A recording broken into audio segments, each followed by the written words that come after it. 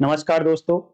जैसा कि last video में मैंने आप लोगों को बताया था कि अब हम शुरू करने जा रहे हैं पार्ट नंबर 4 और उसका पहला चैप्टर 7 जो बर्डन ऑफ प्रूफ, सबूत का भार, इसके बारे में बात करता है। तो सबूत के भार के बारे में बहुत सारा कंफ्यूजन है लोगों को और मैं कोशिश करूंगा कि प्रैक्टिकल एग्जाम्पल के थ्रू ये कंफ्यूजन आप लोगों का दूर कर दिया जाए और बर्डन ऑफ प्रूफ के बारे में एक्चुअल सिचुएशन आप लोगों को पता हो। मैंने बहुत सारे लोगों को ये कहते सुना है, बड़े बड़े चैनल्स जिनके 10-10 लाख सब्सक्राइबर्स हैं, उनको मैंने ये कहते सुना है कि बर्डन ऑफ प्रूफ अब शिफ्ट हो गया है, बर्डन ऑफ प्रूफ अब शिफ्ट हो गया है। मेरे व्यूअर्स, आप नोट कर लीजिए कि burden of proof is always constant, it never shifts. कभी भी बर्डन ऑफ प्रूफ शिफ्ट नहीं होता है। अगर शिफ्ट होता है तो वो होता है ओनस। ओनस शिफ्ट हो सकता है, बर्डन ऑफ प्रूफ कभी भी शिफ्ट नहीं होता है।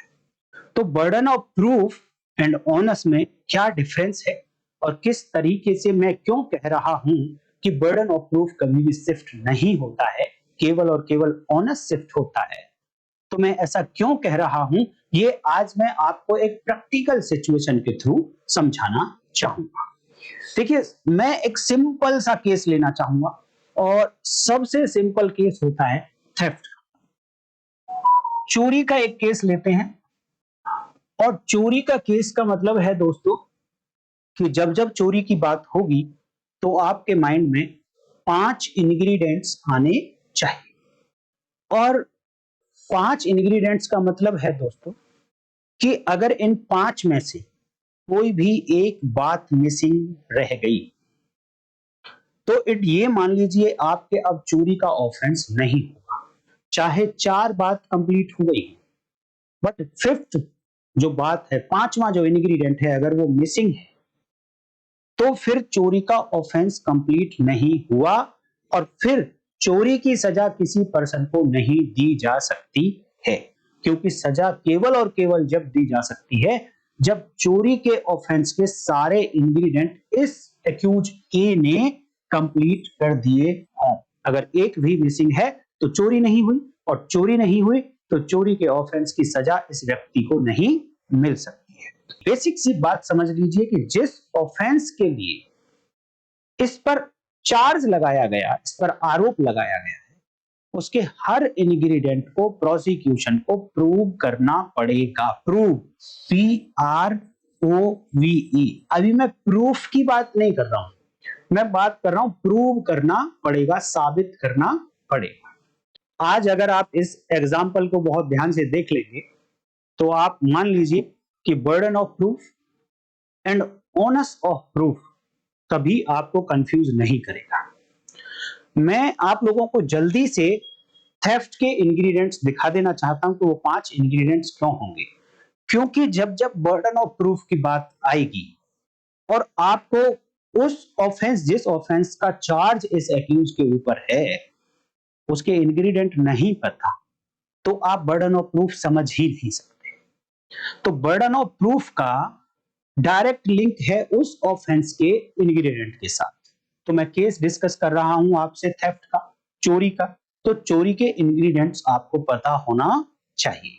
तो सबसे पहला इंग्रेडिएंट है कि वो सब्जेक्ट मैटर जिसके ऊपर थेफ्ट बताई जा रही है, it must be movable property, ये चल संपत्ति होना चाहिए। तो पहला इंग्रेडिएंट है कि मूवेबल प्रॉपर्टी होना चाहिए। नंबर 2, जिस समय एक्यूज ए ने इस मूवेबल प्रॉपर्टी को मूव किया, हटाया, उस समय की बात कर रहा हूं, उस समय this movable property must be in possession of someone, किसी व्यक्ति के कब्जे में ये मूवेबल प्रॉपर्टी होनी चाहिए एंड एक्यूज ने उस पोजेशन से इस मूवेबल प्रॉपर्टी को हटाया हुआ होना चाहिए।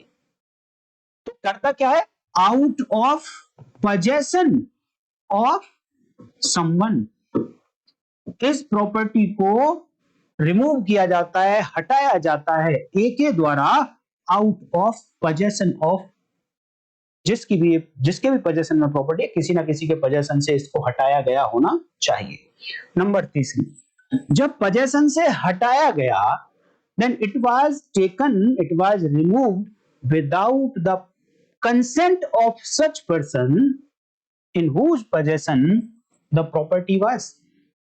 जिस पर्सन के पोजेशन में ये प्रॉपर्टी थी, उस पर्सन की सहमति के बिना एक्यूज ने इस मूवेबल प्रॉपर्टी को हटाया था।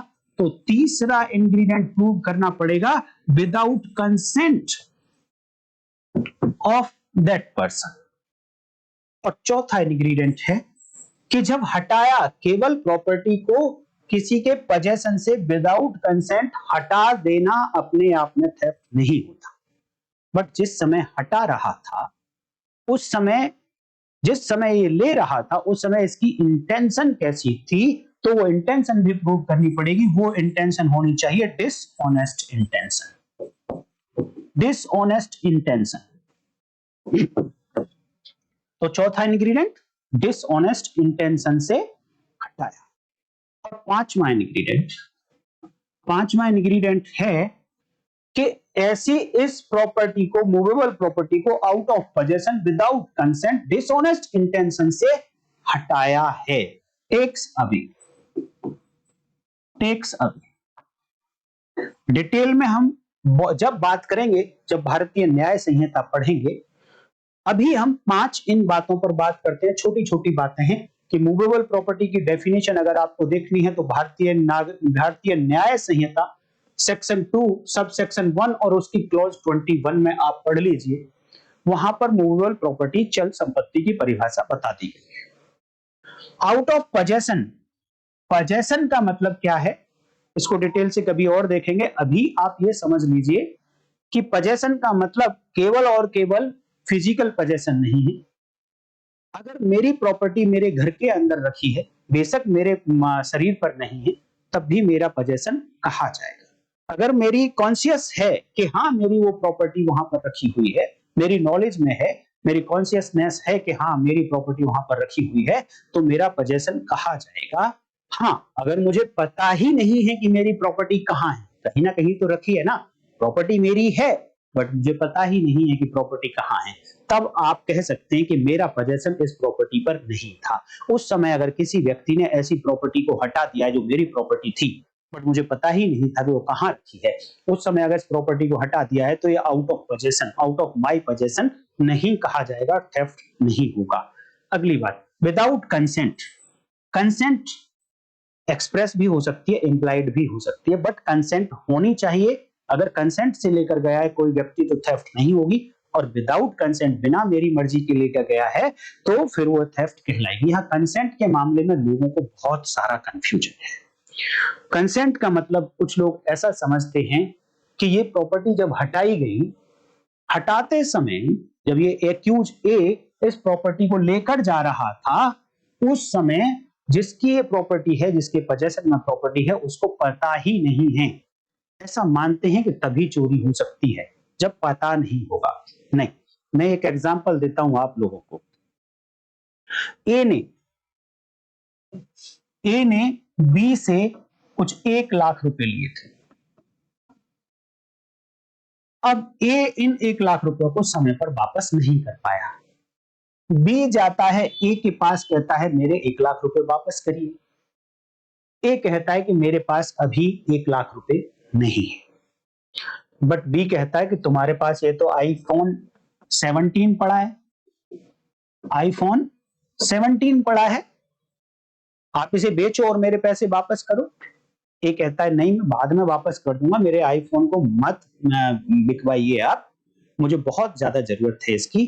तो बी कहता है कि नहीं, ये जो आपका टेबल पे आईफोन लेकर रखा हुआ है, इसे मैं लेकर जा रहा हूं, आप मेरे पैसे वापस कर देना और अपना आईफोन ले आना। यहां पर आईफोन को ए के सामने से टेबल से बी उठाकर ले जा रहा है, तो क्या ये थेफ्ट होगी या नहीं होगी? यहां पर हमको देखना है केवल और केवल कंसेंट। अब वो कंसेंट प्रेजेंस में है, एब्सेंस में है, हमें नहीं देखना। हमें देखना है कि वो विदाउट कंसेंट लेकर जा रहा है या नहीं जा रहा है, ए के सामने से लेकर जा रहा है। यहां पर ए ने क्या कंसेंट दी थी बी को कि आप मेरे फोन को ले जाओ? ए ने बी को कंसेंट नहीं दी। इट मींस बी ने जो ए का मोबाइल फोन लिया, ये विदाउट कंसेंट लिया है, ए के सामने से लेकर गया है। तो कभी कोई आपसे ये कहे कि नहीं तो चोरी तो पीछे ही होती है, पता ही नहीं चलता, ऐसा नहीं है। पोजेशन ए का था क्योंकि कॉन्शियस था ए कि मेरा आईफोन टेबल पर पड़ा हुआ है, बेशक उसके पॉकेट में नहीं रखा था। तो विदाउट कंसेंट का मतलब है कि बिना सहमति के लेकर गया हो। कब लेकर गया है? पीछे, आगे, पॉकेट में से, कहां से, डजंट मैटर। डिसऑनेस्ट इंटेंशन होनी चाहिए। और किस समय डिसऑनेस्ट इंटेंशन होनी चाहिए? डिसऑनेस्ट इंटेंशन उस समय जिस समय वो प्रॉपर्टी को लेकर जा रहा है, टेकिंग अवे। और डिसऑनेस्ट इंटेंशन का मतलब होता है कि जब जब डिसऑनेस्टली वर्ड आपको मिले तो आप दो वर्ड्स आपके माइंड में आने चाहिए, wrongful gain and wrongful loss. और दोनों में से कोई भी अगर किसी को हो जाता है, रॉन्गफुल गेन एक पर्सन को होगा और रॉन्गफुल लॉस किसी दूसरे पर्सन को होगा, और दोनों में से कुछ भी एक हो गया, दोनों हो गए तब भी कोई बात नहीं। हमें डिसऑनेस्टली बनाने के लिए केवल और केवल एक चाहिए। किसी को रॉन्गफुल लॉस हुआ नहीं हुआ कोई बात नहीं, बट अगर किसी को रॉन्गफुल गेन हो गया तो कहेंगे कि वो डिसऑनेस्ट इंटेंशन से किया गया कार्य था। रॉन्गफुल गेन नहीं हुआ कोई बात नहीं, बट किसी को रॉन्गफुल लॉस हो गया तब भी कहेंगे कि वो डिसऑनेस्ट इंटेंशन से किया गया है। तो डिसऑनेस्ट इंटेंशन के लिए रॉन्गफुल लॉस, सदोष हानि या सदोष लाभ, दोनों में से कोई एक होना चाहिए। और पांचवी बात है टेक अवे। वो टेक अवे ले जाने की इंटेंशन से, डिसऑनेस्ट इंटेंशन से ले जाना चाहता है, और ऐसे ले जाने के लिए उस प्रॉपर्टी को मूव कर देता है, मूव्स द प्रॉपर्टी, नॉट कि वो लेकर चला जाए। मैं ये कहता हूं कि यही इसी एग्जांपल में बी डिसऑनेस्ट इंटेंशन से ए के आईफोन 17 को उठाता है और मूव कर देता है और चल देता है। फिर पता नहीं उसके मन में क्या आता है, वो वापस रख देता है। तो ये जो टेक्स अवे था ये कंप्लीट हो गया।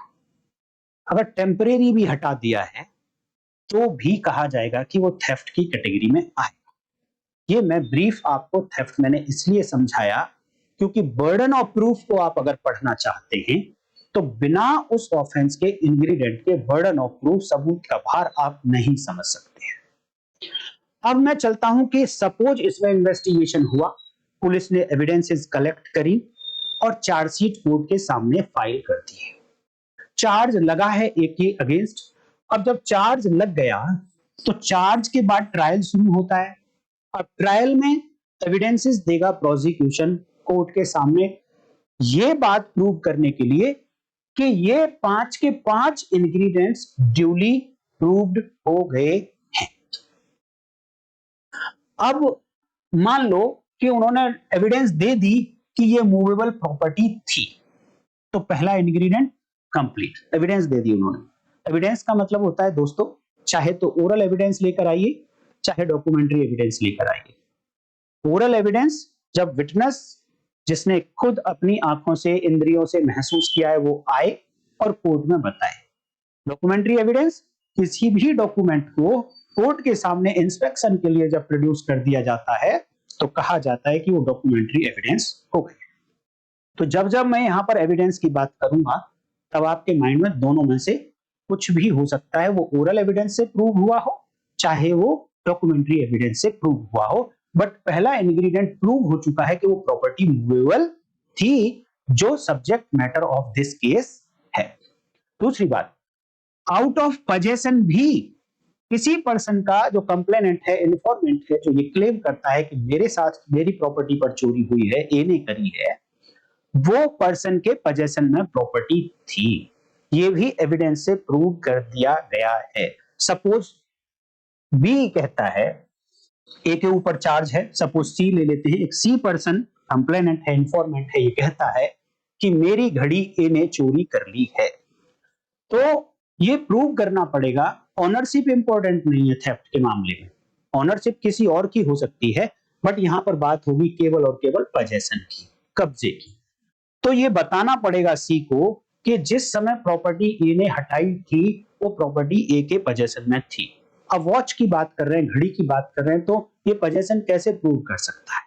उसके लिए कोई ओरल एविडेंस ले आए कि हाँ मैंने देखा था कि ये सी वॉच पहने हुए था।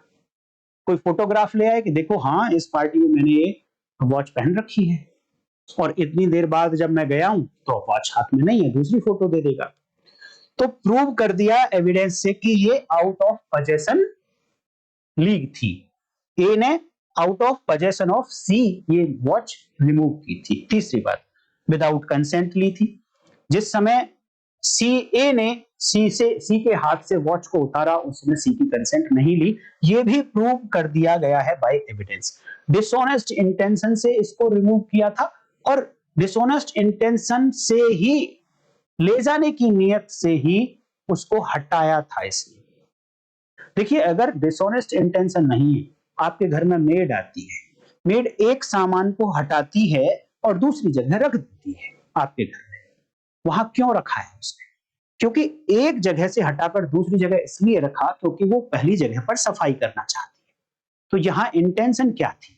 उसने मूव किया है, बट मूव जो किया वो intention with dishonest intention to take away नहीं है, ले जाने की इंटेंशन से नहीं, और डिसऑनेस्ट भी नहीं, तो इसलिए वो थेफ्ट की कैटेगरी में नहीं आता। लेकिन सेम यही एग्जांपल मैं ये कहूं कि आपके घर में मेड आई और वॉच रखी है आपकी टेबल पर, उसकी नीयत खराब हुई कि इस वॉच को मुझे लेकर जाना है, टेबल पर तो सबको दिखाई दे रहा है, तो वहां टेबल से उसने हटाया और एक ऐसी जगह पर रख दिया हटाकर जहां से बाद में जब वो जाएगी तो लेकर चली जाए आसानी से। अब यहां पर जो उसने पहले टाइम पर हटाई है वॉच, अब यहां पर डिसऑनेस्ट इंटेंशन से हटाई है। तो यहां जैसे ही उसने यहां से हटाई थी विद डिसऑनेस्ट इंटेंशन, उसी समय थेफ्ट कंप्लीट हो गई थी। बहुत ज्यादा नहीं बोलेंगे, अभी हम इतना ही रखेंगे। तो डिसऑनेस्ट इंटेंशन भी प्रूव हो गई है, और टेक्स अवे मूव कर दिया है उस प्रॉपर्टी को, ये भी प्रूव कर दिया गया है। इट मींस जैसे ही ये 5 के 5 इंग्रेडिएंट पूरे प्रूव किए प्रोसिक्यूशन ने, इट मींस कि एक्यूज ने चोरी की है, ऐसा प्रोसिक्यूशन प्रूव करने में सक्सेस हो गया है। अब यहां पर मौका दिया जाएगा एक्यूज को और बताया जाएगा उसे कि भैया आपके अगेंस्ट ये एविडेंसेस आई हैं जिनके कारण थेफ्ट के सारे इंग्रेडिएंट कंप्लीटली प्रूव हो चुके हैं। आप अब ओनस आपके ऊपर आ गया है कि आप अगर डिस्प्रूव कर सकते हो किसी फैक्ट को इसमें से, तो आप डिस्प्रूव कर दीजिए। अब मैं आपसे यहां पूछना चाहता हूं, दो बातें अभी मैं करना चाहूंगा जो burden of proof and onus of proof दोनों को सेपरेट करेगा। जब प्रोसिक्यूशन ने प्रूव किया तो 5 में से अगर सपोज एक ये डिसऑनेस्ट इंटेंशन प्रूव नहीं हो पाई, केवल 4 इंग्रेडिएंट पूरे हुए, 5वां डिसऑनेस्ट इंटेंशन प्रूव नहीं हो पाई, तो क्या ये कहा जा सकता है कि ए ने चोरी की है? क्या ए से ये कहना कि अब आप डिस्प्रूव करिए जो 4 पॉइंट हैं, जो 4 प्रूव कर दिए गए इनको आप डिस्प्रूव करिए, क्या ऐसा कहना उचित होगा? नहीं। क्यों? क्योंकि जब तक डिसऑनेस्ट इंटेंशन प्रूव नहीं कर दी जाएगी विद एविडेंस, तब तक थेफ्ट नहीं हुई, और अगर थेफ्ट नहीं हुई है तो थेफ्ट की सजा नहीं मिल सकती ए को, तो ए फिर क्यों बोले? अच्छे और समझदार जो लॉयर होते हैं, अगर इंग्रेडिएंट पूरे नहीं हुए तो वो बोलेंगे ही नहीं, क्योंकि सिंपल सा फंडा है कि मेरे अगेंस्ट जब तक आप सारे इंग्रेडिएंट को प्रूव नहीं कर देंगे तब तक मुझे सजा नहीं मिल सकती। तो यहां पर किया क्या जा रहा है? यहां पर पूरे के पूरे केस को प्रूव किया जा रहा है, और अगर पूरे के पूरे केस में से कुछ भी मिसिंग रह गया तो इट मींस केस प्रूव नहीं हुआ। ध्यान देना, मैं क्या बोल रहा हूं, पूरे के पूरे केस को प्रूव करने की ड्यूटी है किसी के ऊपर। किसके ऊपर है वो पूरे के पूरे केस को प्रूव करने की ड्यूटी? प्रोसिक्यूशन के ऊपर इन क्रिमिनल केसेस। अब यहां पर अगर एक इंग्रेडिएंट भी मिसिंग है, वो प्रूव नहीं हो पाया, इट मींस प्रोसिक्यूशन फेल हो गया है अपनी ड्यूटी पूरी करने में, अपने बर्डन को डिस्चार्ज करने में प्रोसिक्यूशन फेल हो गया है।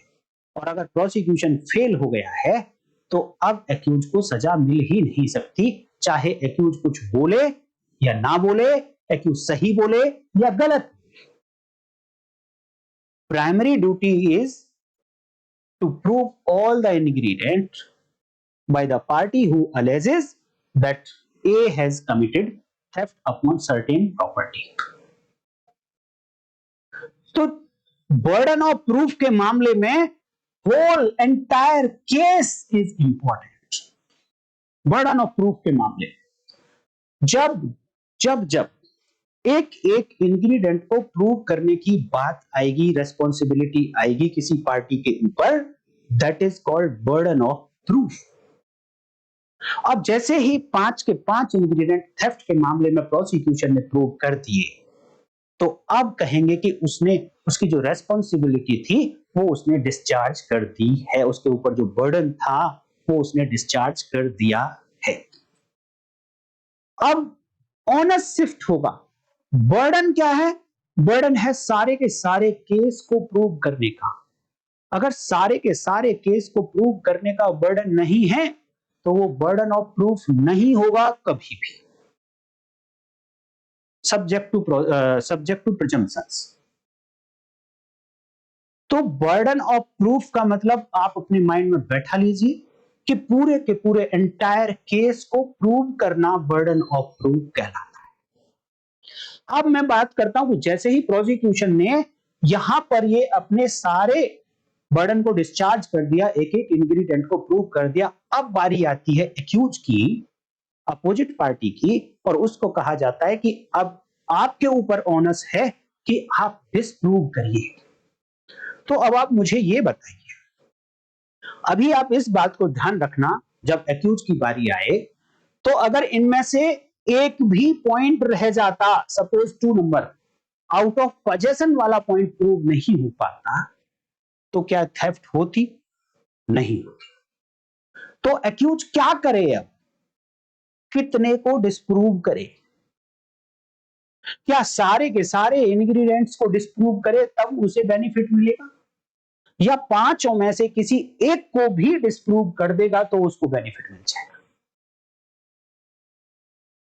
अगर एक्यूज ने एक को भी डिस्प्रूव कर दिया, उसने अगर ये डिस्प्रूव कर दिया कि जब उसने वो प्रॉपर्टी ली थी तो वो कंसेंट से ली थी, विदाउट कंसेंट नहीं थी, इट मींस उसने एक 3rd नंबर इंग्रेडिएंट को डिस्प्रूव कर दिया।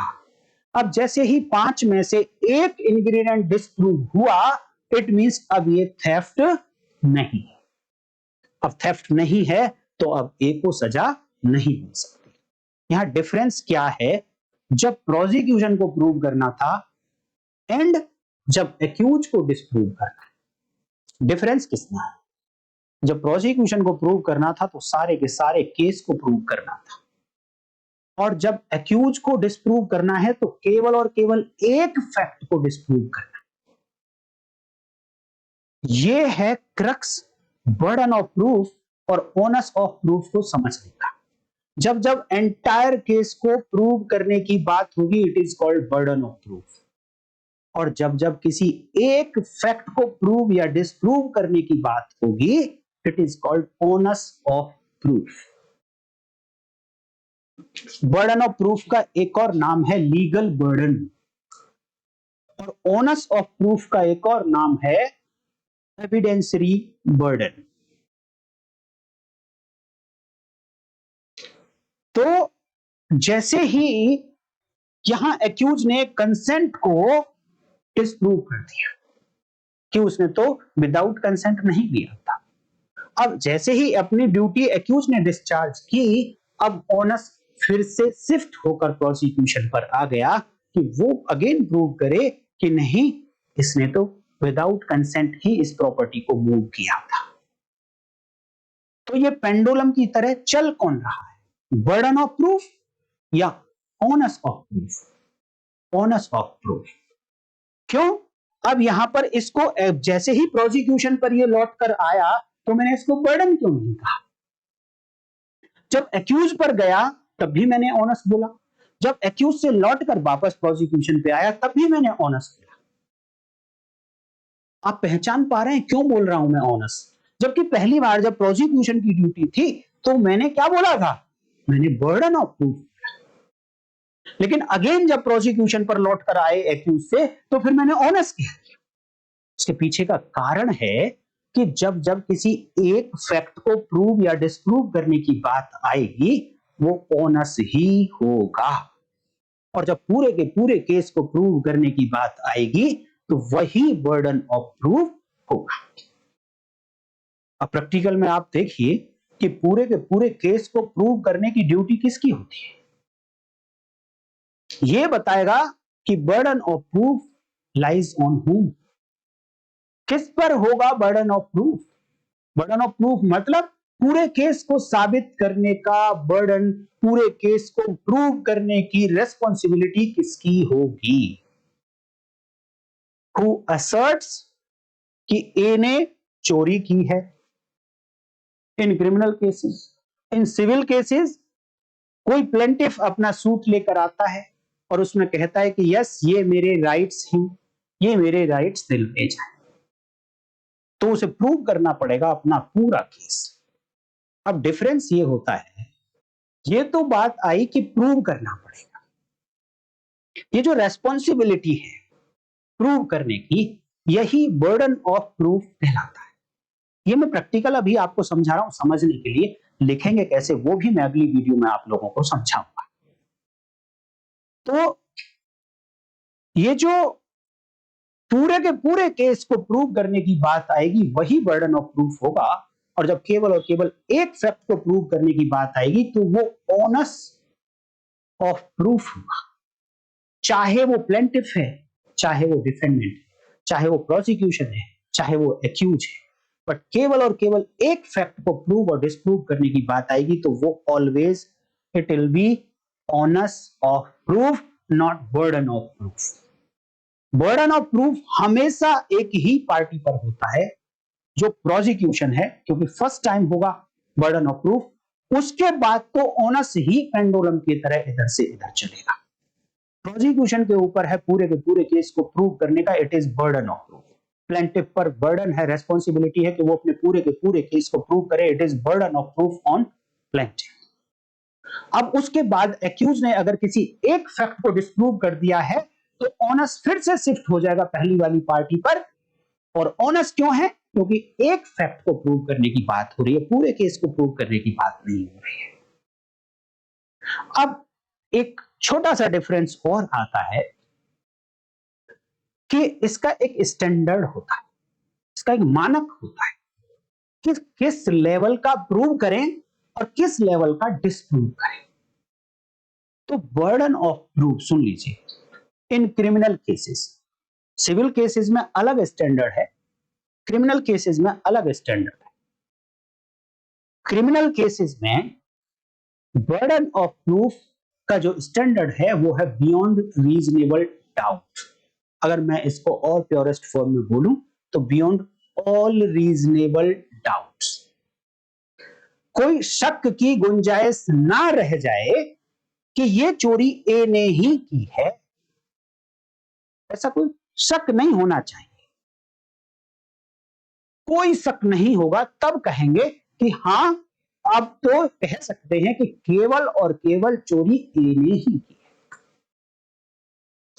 तो ऐसा स्टैंडर्ड होगा इन क्रिमिनल केसेस कि इस लेवल का प्रूफ लाना है कि कोई शक की गुंजाइश ना रह जाए, ये कहीं कोई डाउट ना ले आए, और अगर डाउट आ गया तो benefit will goes to accuse person.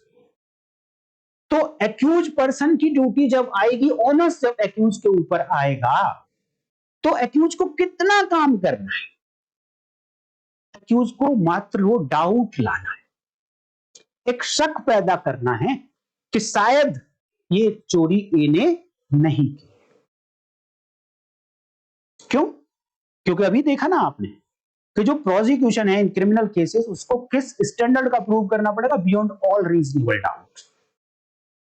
तो इसकी ड्यूटी प्रोसिक्यूशन की, जिसने शुरू किया, लॉ को मोशन में जो लेकर आया, उसकी ड्यूटी है कि beyond all reasonable doubt in criminal cases वो प्रूव करे कि चोरी ए ने ही की है, और बियॉन्ड कोई शक की गुंजाइश ना रह जाए, और अगर शक डाल दिया गया तो beyond all reasonable doubt prove नहीं हुआ।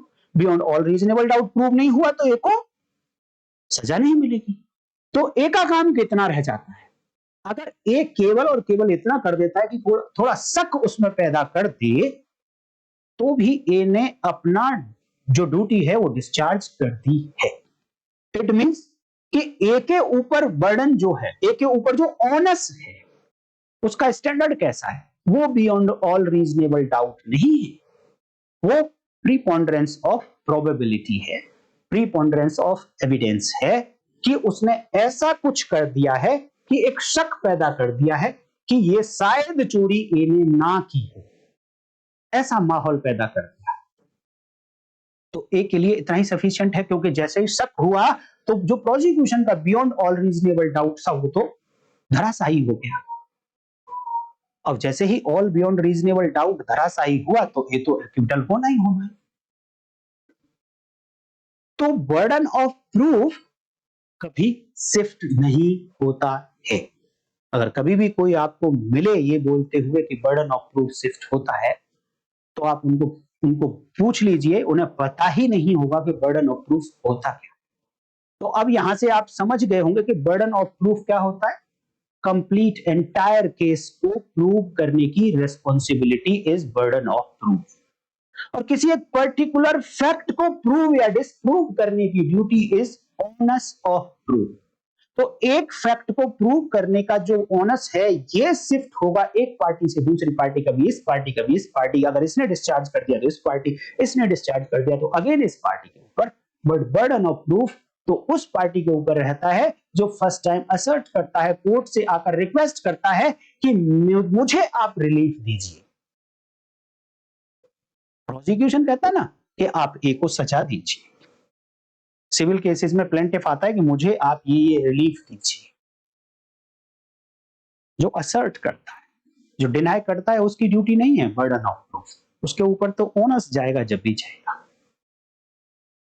तो मैं उम्मीद करता हूं कि आपको ये मैं समझाने में सफल हो पाया हूं कि burden of proof and onus of proof दोनों में डिफरेंस क्या है। और अगर आप सचमुच में समझ गए हैं और आगे से आप गलती नहीं करेंगे, आपको ऐसा कॉन्फिडेंस है, तो कमेंट करके जरूर बताइए, मैं आपके कमेंट का वेट करूंगा। ये एक बेसिक था, ऐसे ही आप हर एग्जांपल हर केस में ले लीजिए और आप ये देख लीजिए कि जब जब आप बर्डन ऑफ प्रूफ की बात करेंगे और आपको इंग्रेडिएंट्स नहीं पता, तो आप सोच लीजिए कि बर्डन ऑफ प्रूफ आपको पता ही नहीं है, कुछ नहीं जानते आप बर्डन ऑफ प्रूफ के बारे में। इसलिए बर्डन ऑफ प्रूफ को समझने से पहले जो उस केस के अंदर जितने भी फैक्ट्स हैं जिनको प्रूव किया जाना कंपलसरी है, it means facts in issue है, जितने भी फैक्ट्स इन इशू हैं सबको प्रूव करना उस पार्टी की ड्यूटी है जो असर्ट करता है कोर्ट के सामने आकर कि आप मुझे रिलीफ दीजिए, ये इशू हैं, इनको आप सेटल कर दीजिए। तो दोस्तों एक बात और ध्यान दे लीजिए, कभी कभी प्रैक्टिकल में हम लोग कह देते हैं कि एविडेंस एंड प्रूफ दोनों सेम थिंग है। ऐसा नहीं, एविडेंस कुछ अलग है, प्रूफ कुछ अलग है, लेकिन हाँ बहुत ज्यादा क्लोजली कनेक्टेड भी है। कनेक्टेड, इतना क्लोजली कनेक्टेड है कि लोग इसको डिफरेंशिएट करने में थोड़ा सा गड़बड़ कर जाते हैं। एक्चुअली एविडेंस क्या है? एविडेंस एक माध्यम है प्रूफ तक पहुंचने का, इसलिए दोनों एक दूसरे से क्लोजली कनेक्टेड हैं। बट डिफरेंस भी है, अगर आप समझ जाइए तो एक रास्ता है और दूसरा मंजिल है।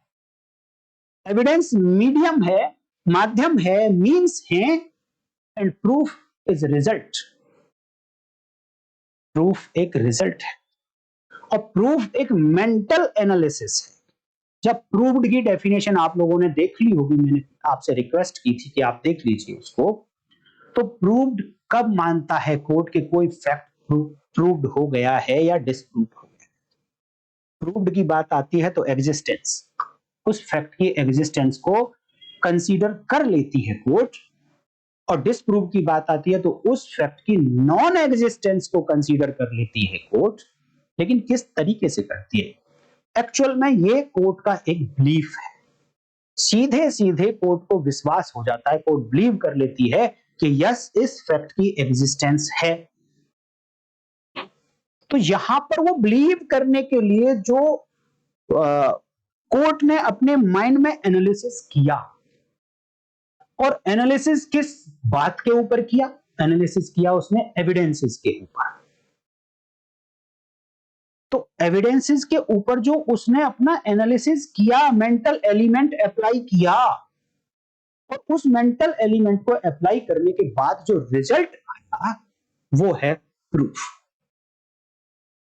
एक एग्जांपल मैं आपको देता हूं कि जैसे सपोज मान लो एक गाड़ी के अंदर एक पुलिस ऑफिसर बैठा हुआ किसी रेड लाइट को, ट्रैफिक सिग्नल को पार कर रहा था। एक टेररिस्ट आया और उस टेररिस्ट ने उसको कई सारी गोलियां मारी पुलिस ऑफिसर को, और उसकी डेथ कर दी, और टेररिस्ट भाग गया। फाइनली टेररिस्ट को पकड़ा गया, वही टेररिस्ट पकड़ा गया जिसने पुलिस ऑफिसर की डेथ की थी। लेकिन इसको गवाही देने के लिए इस टेररिस्ट के अगेंस्ट कोर्ट में कोई विटनेस नहीं आया। डर के कारण नहीं आया कि हो सकता है हमें भी हार्म ना कर दे, इस कारण कोर्ट में कोई विटनेस नहीं आया।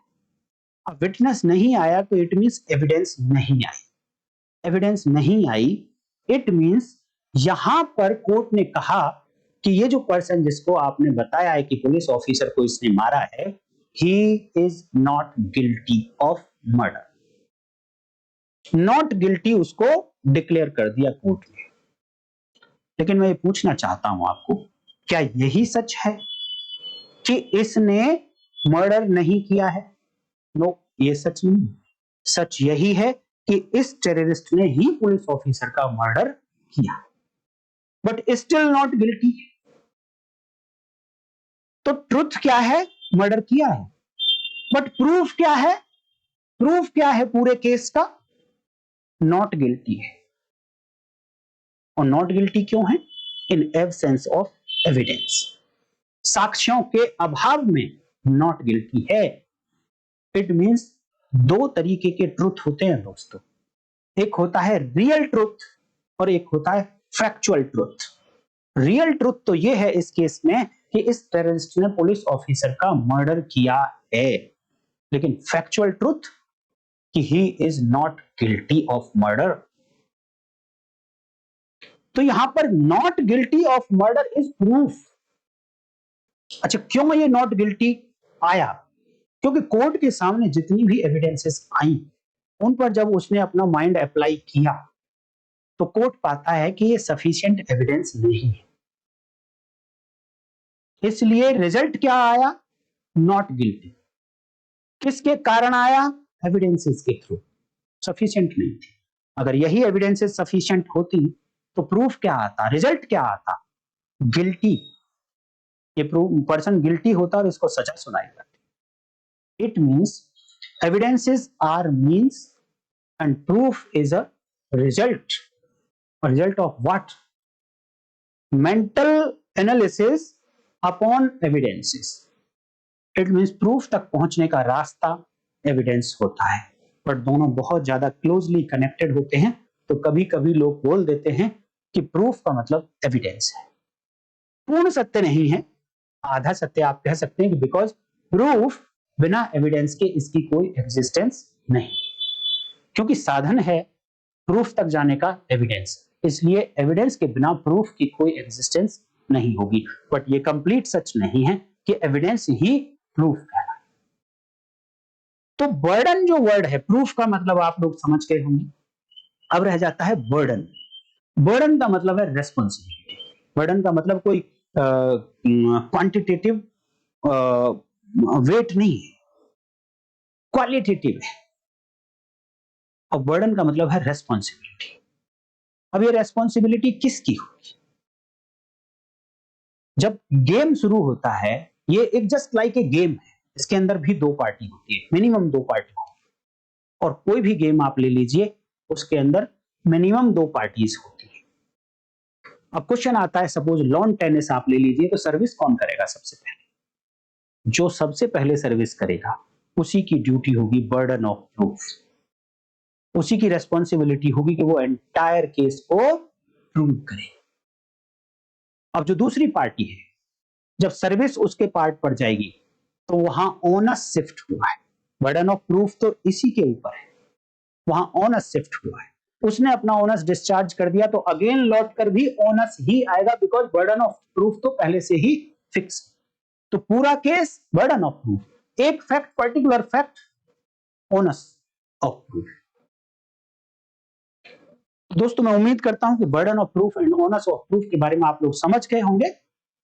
अब डिटेल में यहां जो बर्डन ऑफ प्रूफ की सेक्शन है 104 से हम लोग कल शुरू करेंगे। और अगर वीडियो आपको अच्छी लगी है तो लाइक करिए, नए हैं चैनल पर तो सब्सक्राइब कर लीजिए, ज्वाइन कर सकते हैं तो करिए, और कमेंट करके जरूर बताइए। वीडियो को अगर आप शेयर कर सकते हैं तो करिए। नेक्स्ट वीडियो में फिर मिलते हैं, तब तक के लिए नमस्कार, जय हिंद।